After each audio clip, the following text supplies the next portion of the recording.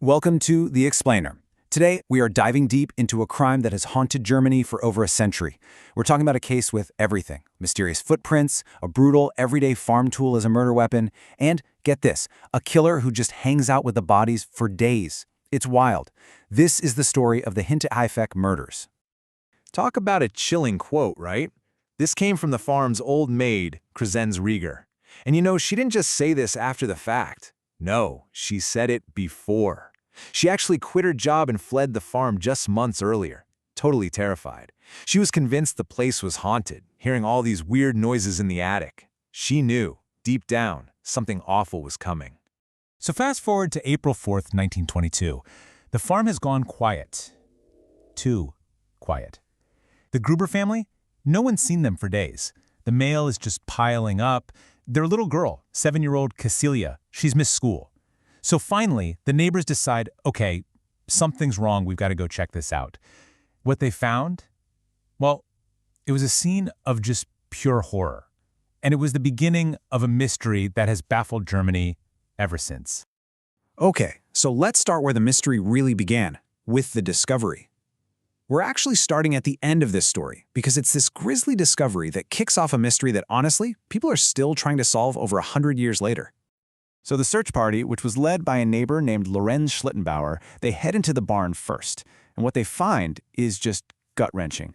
4 bodies: the father, Andreas, his wife, Cecilia, their daughter, Victoria, and their granddaughter, also named Cecilia, all of them brutally killed and just stacked up, covered in hay. Then they go inside the house, and it gets worse. They find 2 more victims, the brand new maid and the little 2-year-old boy, Josef. This wasn't chaos. This was cold, methodical, and just impossible to understand. But see, this horror didn't just pop up out of the blue. To even begin to get a handle on what happened, we need to go back a few weeks, because there was this creepy, ominous prelude. It's like a sense of dread was just slowly closing in on the farm. It really feels like the family was being watched, or even hunted. Just look at this timeline of weird occurrences. First, mysterious footprints show up in the snow. They lead straight from the forest to the farm, but there are no tracks leading away. Super creepy, right? Then, the house keys just disappear. Poof! Gone.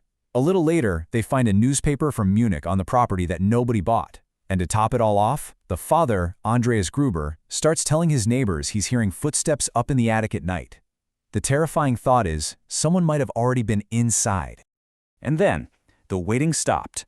On the night of March 31st, 1922, this unseen threat, whoever or whatever it was, finally made its move. And they did it with a kind of brutal precision that is just mind-boggling.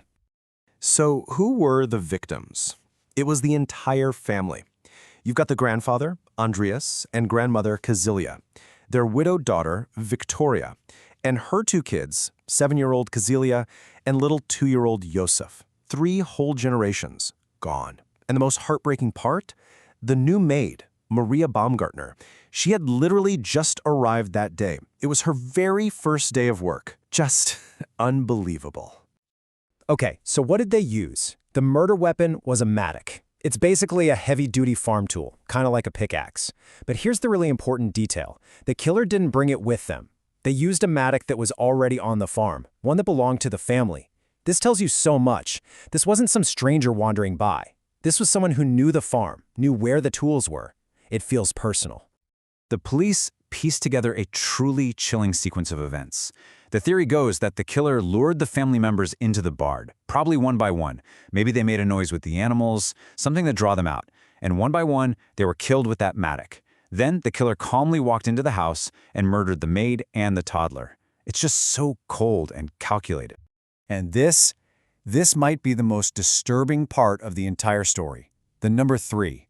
For 3 whole days after the murders, the killer didn't run. They stayed. They lived on the farm with the bodies still there. They fed the cows, they ate food from the kitchen, they even kept the fire going. In fact, neighbors saw smoke coming from the chimney during those days and just assumed everything was fine. The sheer nerve is just beyond comprehension. So you'd think with such a horrific crime, the investigation would be top-notch, right? Well, not exactly. Right from the get-go, this investigation was a mess. You have to remember, this is the 1920s, so forensics were pretty basic. But even with that, some huge mistakes were made, and the trail went cold almost instantly. I mean, look at this list of errors. The crime scene was completely trampled. Before the police could even secure it, curious neighbors and locals had walked all over the place, touching things, moving things, a total disaster. Then, the victims' bodies were buried before proper forensic analysis could be done.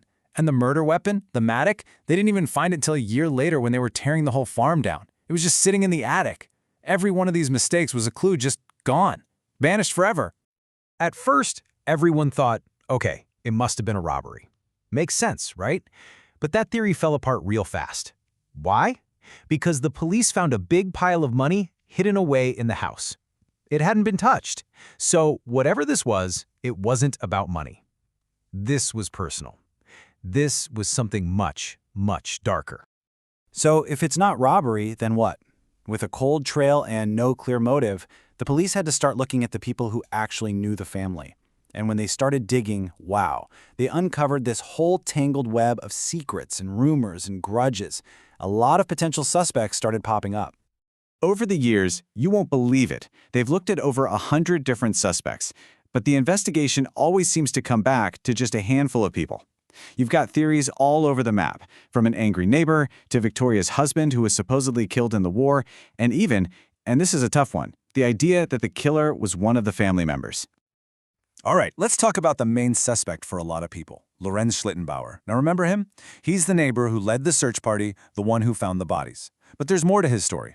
He'd had an affair with Victoria, and many people in the village were convinced he was the real father of her little boy, Josef.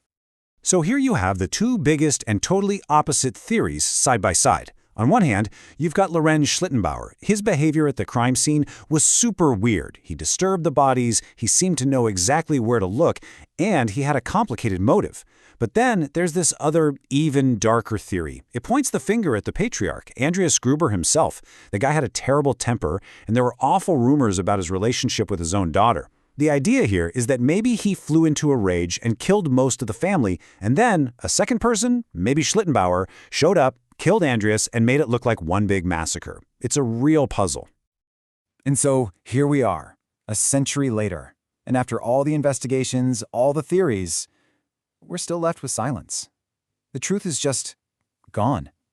The farm itself was torn down. The victims' skulls, which were sent away for study, were actually lost during World War II.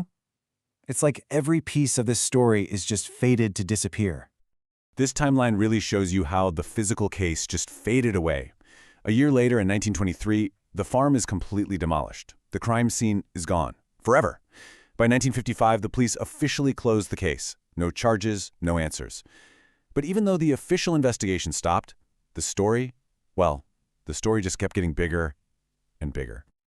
But get this, there's a modern twist. In 2007, a police academy in Germany decided to tackle this as a cold case project. They used all the modern techniques we have now to re-examine everything, and they actually came to a conclusion. They agreed on who they think the most likely suspect is. But here's the catch.